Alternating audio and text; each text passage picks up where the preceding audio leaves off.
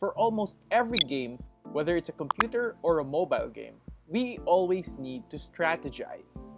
To be a good player, you must be well versed on the different mechanics and tactics. But for today, we will teach you some strategies to help you become an effective offlaner in Mobile Legends. In this kind of game, the competitiveness of every player is high. All of them just want to win so badly. Moonton, or developers, made some changes last season about the roaming masks that can be a good asset in the funneling strategy. I suggest you should check out our video about it to understand its effects, strengths, and how to use the strategy properly. But now, we'll talk about being an offlaner. An offlaner hero is a hero that commonly takes the lane alone, whether it's on the top lane or the bottom lane. Before, when you talk about offlane hero, it is usually a hero in the top lane alone. Many of you will wonder why an offlane hero must be on the top lane. Well, the first reason that comes to mind is that there is a buff in the bottom lane that can be useful for every marksman hero. But in this meta, most of the teams usually are using the funnel strategy, or the 1-3-1 laning. So in a team, there will be two offlane heroes that can take the lane alone.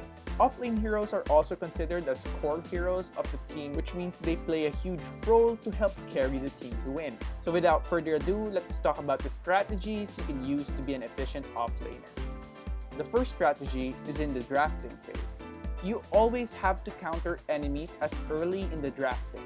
Don't pick a specific hero if they already have a hero that can counter it. But let me tell you guys, you will always have a mismatch or heroes that can counter you in every game.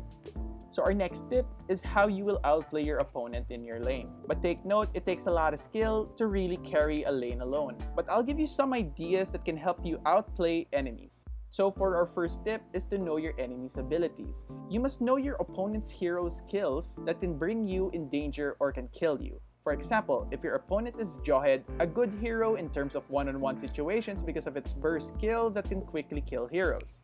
Always check if he uses his skills, and if he does, I suggest that you fall back in a safe distance that he can't reach you. After his skills are all done, that is the time where you can go aggressive or just properly farm. Also, analyze your opponent's playing style. If he's aggressive, try to calm down and wait for his error. But if not, if you see he's scared and he's playing safe, I suggest this time you become aggressive. Try harassing him so he'll have a hard time getting experience and gold. The next strategy is map awareness. Always look at your minimap on the top left of your screen to be informed of what is happening in the other lanes. You can also touch the top right of your screen and move it forward to explore the map. You can also check the map for the buffs, turtle, or the lord to check if the enemies are taking it. This next tip is essential for offlane heroes, so I will elaborate it by dividing it into two parts. First, you will always have to check your mini-map in the early game, because there are times that the enemies will be aggressive and will invade your buffs and other resources. So it is a must and your responsibility to respond to your teammates whenever they are being invaded and harassed by enemies. But this has a limitation. If you're in the top lane and your teammates are getting the red buff in the bottom lane, and unfortunately, they have been invaded by the enemies, you will not respond to them because you're in the other side of the map. And it's very risky for you to go and help them because the enemy in your top lane will take advantage of your absence and push the tower in your lane. But if you're in the bottom lane, you must help your teammates secure the red buff for your carry. The importance of looking in your minimap is for you to know whether you have to push or defend the other lanes. If you're in the top lane and your teammates will ambush the bottom or push the tower, the middle lane will be open and defenseless. I suggest that after you clear the minions in your lane, go in the mid lane and defend it so your team will not lose a tower. But if you see all the enemies are already in the bottom lane and you are in the top lane, I suggest that you should go push rather than travel a long distance from top to bottom and help your teammates. There's a high chance that the clash might be already finished by the time you reach the bottom lane. The next tip for every offlaner out there is to invade enemy buffs if you can. Most of the time, offlane heroes can quickly kill monsters or buffs because it will delay the enemy's core heroes. Also, always be aware for possible ambushes. If you know that the mid lane heroes are missing, I suggest that you go for a safe spot beside the tower or inside the bushes. In that case, the enemies will have a hard time killing, and it will help your team in terms of buying time for your teammates to farm well.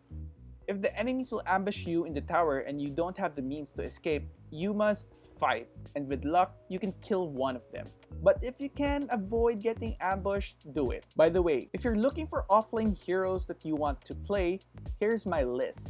Masha, Esmeralda, Uranus, Jawhead, Chow, Xborg, Carmelia, Leomord, and Yuzong. I hope after you watch this video, you can finally handle that lane alone. And if you have some suggestions, please do leave them in the comment section below, and don't forget to like, subscribe, hit the bell icon, and don't forget to visit yugatech.com/gaming for more news, tips, and tricks. It's your boy Enzo, and stay safe.